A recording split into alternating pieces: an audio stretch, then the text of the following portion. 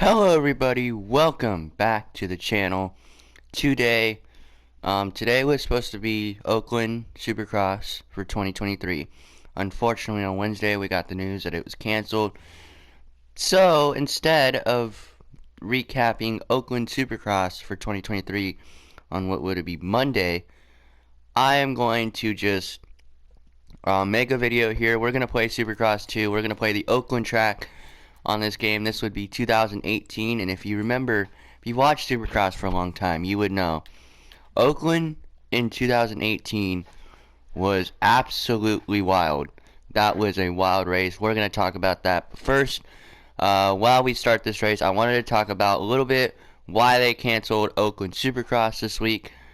And yeah. Well, if you live up in the northern area of California, or if you've seen the news recently, you would know that Oakland and the whole Bay Area of California, which is like San Francisco, Oakland, I know I drove through there. I didn't drive through there back in the day, but I drove on the central part, which would be, I've been up in there, Northern California. Let's just say I went to Chico a little bit ago. But yeah, that whole area, I don't know why you guys needed to know that, but I guess so. But that whole area down there by Oakland, where the race is going to be, Northern California, let's just say that. I don't know why I went on that whole thing. But anyway, Oakland and the whole Northern California area is hit with massive rain right now. And Mike Mewey, who runs one of the head people at Supercross and Feld Entertainment, he got on a podcast with Michael Antonovich, who is Swap Moto Live reporter. I'm gonna guess he's like one of the big media guys. You probably have heard his name. He went on there. Mike Mewey went on there and said they were gonna position the track to where they don't hit the mud holes. But then as the week went on, the mud holes just became everywhere, and they had no choice but to postpone it. But we do have a new date for the Oakland Supercross for 2023. February 18th, Oakland will be back on the schedule here, so that means your boy here is going to go to the first two races of the 2023 season, Anaheim 1 and San Diego. We will resume San Diego next weekend, January 21st. So yeah, that's a little bit about why Oakland was canceled. Let's start this race here. And before I get to talk about 2018 Oakland, I just want to say that I feel like this makes terrible start. Anyway, I feel like this makes San Diego a lot more interesting. Round 2 of the series is usually some of the best racing we see all year, I have to say. And now San Diego's round 2, Anaheim 1 this year was absolutely insane, but now with round 2 being San Diego, and they have 2 weeks before, you're gonna see, I think you're gonna see Roxon come out and do better. I think Chase is gonna do a lot better. Malcolm has 2 weeks to heal. My buddy Pierce Brown has 2 weeks to heal. You're gonna see guys come out, and I think we're gonna see a surprise winner in San Diego, someone that we just do not expect to win. Jet Lawrence probably gonna win San Diego, let's be real. But the 450 class is gonna be wild. You thought Anaheim 1 was wild, this could top it. Anyway, let's see here. Let's talk now that we got all that out of the way, let's talk about this 2018 Oakland race. Probably what you clicked on this video for. 2018 Oakland. This was the 5th round of the series, and by the way, I do remember watching this live on TV. And before we'll get to there when we get to there, but let's talk a little bit about this 250 race, because like I said, I remember watching both of these mains live on TV, and they were absolutely wild. The 450 was definitely the more crazy race of the night, but let's talk 250 first, because that was the more mellow one of the night, even though it was still crazy. So they take off, and I believe Christian Craig got the whole shot this night and started to take off. and he had Aaron Plessinger behind him. Plessinger coming into this week, or race day I should say, was so sick. Like that man, and we'll talk about it at the end of the race what he does. But he gets into second. I believe Alex Martin had a great start in this. McElrath and Adam Cianciarulo, Shane McElrath and Adam Cianciarulo, they got into like a first turn pile up looking thing where Cianciarulo clipped a tough block at the beginning and he was way back. He would come back to 7th in this race. But Plessinger is like 3rd. He gets around Alex Martin and he's into 2nd. And Christian Craig, like Christian, at this point he was still on Geico Honda, but Christian at this point, like, he wasn't the Christian Craig he was even in 2021. Like, I believe, I don't remember what his best finish that year was, but Christian Craig was going to win this race until they come out. I believe this is like 5 to 7 minutes in. Come out, he triples this, and then he goes, well, he doesn't do that, but he comes off this. He cross-ruts so bad, gets into the top blocks, and goes down. So Aaron Plessinger is in the lead, right? And so they all go by Craig. You have Savacci and Justin Hill. Justin Hill was the reigning champ. Justin Hill was the reigning champion this year. He won the West title in 2017. Let's be real, McElrath kind of gave it to him with the bike problem, but still. Hill was the reigning champ, and Hill up into this race was underperforming hard. And then all of a sudden he is like 4th, moves up into 3rd because of the Christian Craig crash, and he's like battling. And I mean, we can talk about it for the next week, which was San Diego and Petco Park. He came out and won the thing. So I remember there was theory going around like maybe he was what's the word, like not even trying, which was really messed up at the time for a 250 guy not to try. But he was on JGR Suzuki. He signed the JGR deal to, I believe, go to the 450 class, but they made him, I believe they made him defend his title. And I remember, funny story, completely off topic here, but I want to tell it anyway. I remember I was at Chipotle like right before, or was it right at, I think it was right after Christmas. I was at Chipotle and I like saw him, and I got to meet him at Chipotle that year, right before, and I got to see the number 1 point and everything. It was pretty cool. It was like that was like the first time I like met a factory guy, like outside of the races. So yeah, that was pretty cool. But anyway, back to Oakland here, what we were talking about. But yeah, Savacci and Hill are going at it for 2nd, and you know, Plessinger, like I said earlier, he was like so sick, so he was like struggling to get through this race. And Savacci and Hill were closing up on Plessinger.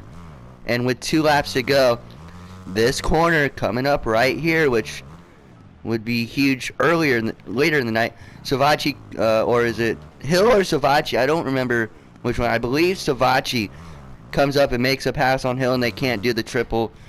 And that was pretty much it. And Plessinger, that was like with 2 laps to go, so Plessinger rode out the last lap and rolled the finish line and won. And Plessinger that year was known for his dance moves. This was Plessinger's last year in the 250 class. He went out, won the Supercross title that year on the West, and then won the outdoor title, and then moved up to the 450 class. Plessinger this year was known for his dance moves after the race. So Houston, he won that race, did a dance move. Glendale, he did the worm after winning. This one, however, he rolled the finish line, got off his bike at the podium, and laid down. That's man laid, like he was so sick. And I remember I finally met him the next week, because I went to San Diego this year. I met him and asked him, "Are you okay?" And he said, "Yeah, I'm good." But then he went out and crashed at San Diego and got 8th, but not without a penalty.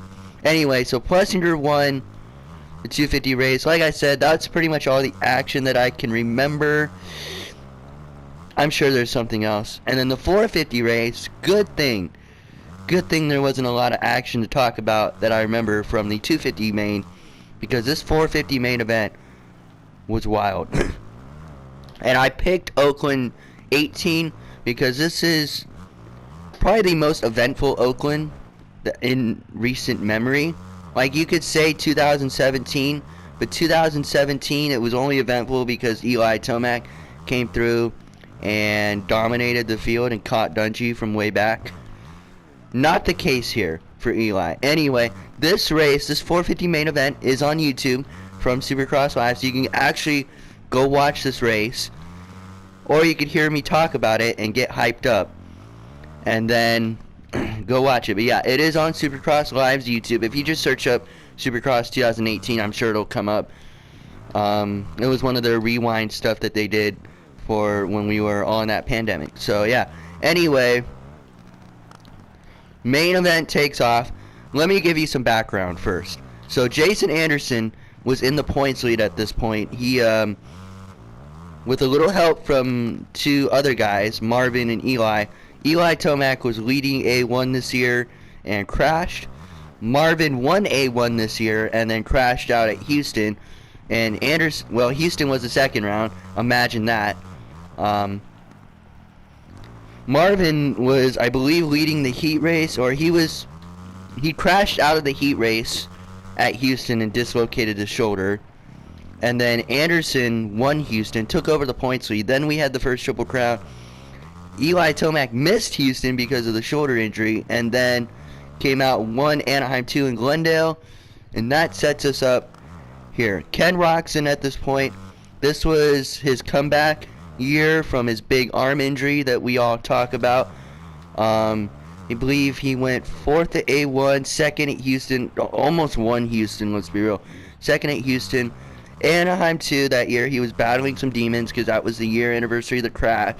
And in fact, next week in San Diego is going to be the 6-year anniversary of the crash, like on the day. So anyway, so he was coming back, he was building, like I said, he went 4 to 8, no, not 8, 4 to 10.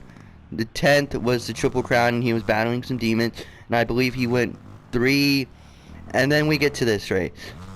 Like I said, don't quote me on those results. I believe those were Kenny's results. Anderson, at this point, I don't remember how big his points lead was. It wasn't that big. I believe it had to have been like under double digits coming in. But anyway, they all take off here, and Cole Seeley comes out with the whole shot. Cole Seeley, this was a few races before he broke his pelvis at Tampa that year. So Cole, like, this in San Diego for Cole Seeley was super weird. Up until that point, Cole was good, but he wasn't like, we weren't going out there going, oh, Cole Seeley's gonna win the title. Like, we weren't like that at all. We were like, oh, Cole Seeley could like get a win. And honestly, I thought he was gonna win this race. They take off. Cole Seeley kind of takes off there, and then like Eli gets a bad start. Jason kind of gets a bad start. Jason's like 5th or 6th or something. Weston Pike was up in there. This was Weston Pike's last year of racing before he went over to Paris and got his face smashed in. What else happened this? How much time? I have 9 minutes. So like they all go, and like Barsha and Tomac are buried. This is Barsha's first year on the Yamaha, kind of the resurgence of Barsha. Nobody expected anything from Barsha. Barsha was just coming off the Monster Energy Cup, where he rode a Privateer, Alpine Stars Honda. Oh goodness. Anyway, like I said, Cole Seeley's leading, and then Barsha and Tomac are trying to come through, and Barsha runs Tomac high in the turn before the finish. But if you actually watch it, like really, like go back and watch this really closely. If you go back and watch the race, watch Tomac come into that corner, and like right as Barsha's showing him in the wheel, Tomac starts to lean. He's leaning over too far, and he was gonna go down anyway. But Barsha makes it even worse by taking him out, or at least that's what everybody thought he did. And yeah, that kind of caused some drama going into San Diego a little bit. But Yeah, San Diego didn't happen for Eli. But anyway, Eli's like buried, and I don't even know what Eli was doing this race. Like, he gets up, he's got to wait for everyone to come through so he doesn't get absolutely smoked on the finish line. He's like dead last, and I believe he got like 15th that race. That is not Eli Tomac. Like, Eli Tomac for the West Coast swing this year was weird. Like, he crashed at A1, like I said, did not race Houston at all, like not even the heat race. Like, went out and tried qualifying, it didn't even work. Came out, won the Triple Crown at Anaheim 2, won Glendale, and then this. And then San Diego, he pulled out of the main. So that was weird. Yeah, this was way before Eli Tomac had his maturity. But yeah. Anyway, so after that, it kind of like dies down for a little bit, you know? Like, Seeley's out front, kind of pulling away. And Anderson's like, I believe him and Marvin were like 4th and 5th at the time, or maybe they were 3rd and 4th, I don't remember. But like, Roczen was 2nd, right behind his teammate, and then all hell breaks loose at about 13 minutes to I don't even remember, like maybe like 8 minutes to go in the main. Seeley goes down. This track here was absolutely gnarly this year. There was so many ruts. I believe there was a stat out there of like 17 out of the 22 guys at least hit the ground in the main. But yeah, Seeley goes down in this next rhythm section. At the same time, Anderson's taking out Marvin Musquin's front wheel in that corner. Seeley goes down in these tough blocks right here. And just like that, Ken Roczen's in the lead. And it's looking like Ken Roczen is going to win his first race since coming back from the arm injury, which that was a huge story, him coming back from that arm injury. So yeah, Kenny's out front here, kind of pulling away, and then Kenny makes some mistakes. Like I said, it dies down a little bit. Marvin, like I said, gets his front wheel taken out by Anderson. That's just how Anderson rides, and I think Anderson still rides like that. Like, we saw that last year with Malcolm Stewart, like the dumb moves that he pulled, and then I feel like he took out someone else that last year other than Malcolm. No, but like him and Marvin, this was kind of the time where they were not really friends. But yeah, Anderson just comes through the whoops right here and meets Marvin right here, takes out his front wheel and goes. And I mean, it wasn't dirty, but it was like good aggressive racing. But Marvin wasn't happy, especially the next week in San Diego at the press conference. There was tension there. But anyway, Roczen's out front. Then we get to, then once again it dies down a little bit. I can't remember if there was any action after that. And then it kind of, like I said, kind of dies down. Then like with 2 laps to go, they're following these guys. Let's talk about Blake Baggett in this race, because Blake Baggett was 3rd and was actually making up time on these two. Between the Seeley and Marvin incident, mayhem, and then the next thing we're going to talk about after Baggett was like closing in on this battle. Like these guys were like making mistakes all over the plate. Baggett was starting to close in. They come in to lap Freezy, and Freezy moves out of the way for Anderson and Roczen. But then apparently, and there's nothing about this on the broadcast, but I heard it through the inside sources, Freezy absolutely holds up Baggett through like the last 5 minutes of this race, and Freezy ends up in the AMA truck at the end of the night. Typical Freezy there. But then we get to like 2 laps to go, and Tyler Bowers, like they're following, and then you can kind of see it on the broadcast, but they show the replay. Tyler Bowers flies like a bird in this race. It was in the rhythm section before the triple, not this one, but the other one.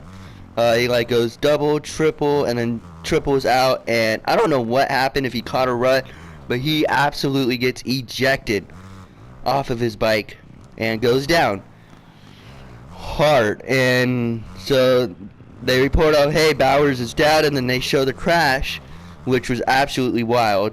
And then they come back from that replay, and Anderson is past Roczen. And it kind of came out of nowhere, too, because Roczen had a good 2 seconds, I call it, on Jason Anderson at the time. And then all of a sudden, Anderson was by Roxon, and this was literally, and then they go through, this was like right before the whoops where Anderson gets Roxon. We know that Roxon kind of crossroads on that tabletop and almost goes down. Anderson gets around him, and then the battle's on, and then Kenny surprisingly fights back. They roll through the Tyler Bowers incident, and Kenny tries to do the same move that I believe Savachi did on Hill in the corner before the triple. But they jump the triple this time because they have the power to do that because they're on 450s. And yeah, the battle's on, and Roxon takes the lead back, and the white flag comes out, and of course my family's all getting into it on the couch, sitting at home, and Roxon once again's in the lead. And then final lap, Roxon looks like he's gonna win this race. And that tabletop on the other section, they come around that for the final lap. Roxon comes off that dragon's back. By the way, Jason Anderson almost dies in the whoops for like the 5th time on the final lap. But then they come through. Roxon kind of gets crossroaded off the dragon's back. Can't get off the table very well. Anderson goes by, and Roxon keeps the pressure on. But Jason Anderson holds on and wins this main event in Oakland. And oh my goodness. I was loud. Everybody in my house was loud. It was crazy. And I was like, son of a bitch, why did that happen? But yeah, hey, that's almost what Anderson did. He like came into the whoops too fast. Roxon comes off this dragon back, can't get off this table well, and Anderson gets the section and goes by for the win. Crazy Oakland race here. That's crazy Oakland race. And then, as you know, the next few weeks it kind of blows up. Roxon gets hurt in San Diego. Barsha moves into second to points. He gets hurt at Arlington. And then Seeley moves into second points, and he breaks his pelvis at Tampa. So yeah, this Oakland race was wild, absolutely wild. Throughout the day, it didn't look like Jason was gonna win this race, but he obviously did. And yeah, like I said, this race is on YouTube if you want to go watch it. But yeah, anyway, I might not make a video. Maybe I will. Just in case, I'm gonna leave my picks for San Diego in 2023 right here. I believe Chase Sexton or Cooper Webb's gonna win. I don't think Eli's gonna go 17-0. I know that was a talk. I don't think Eli's gonna go 17-0. Him winning A1 was super dangerous, but yeah, he's not gonna win every single race. Cooper or Chase is gonna get him. And 250s, you just have to go Jet. If not Jet, McAdoo. So yeah, that's it here for me. Thank you all so much for watching. I hope you enjoyed my stories here about Oakland 2018. Go watch the race. Like I said, the 450 main is on YouTube. The 250 main is not. You're gonna have to go searching through a lot of files to find that one. So yeah. But yeah, the 450 main from this night is definitely worth a watch. So yeah. Anyway, thank you all so much for watching this video. Hope you all enjoyed it. And we're going to finish out this final lap here. Please like and subscribe. Yeah, enjoy some raw Oakland gameplay.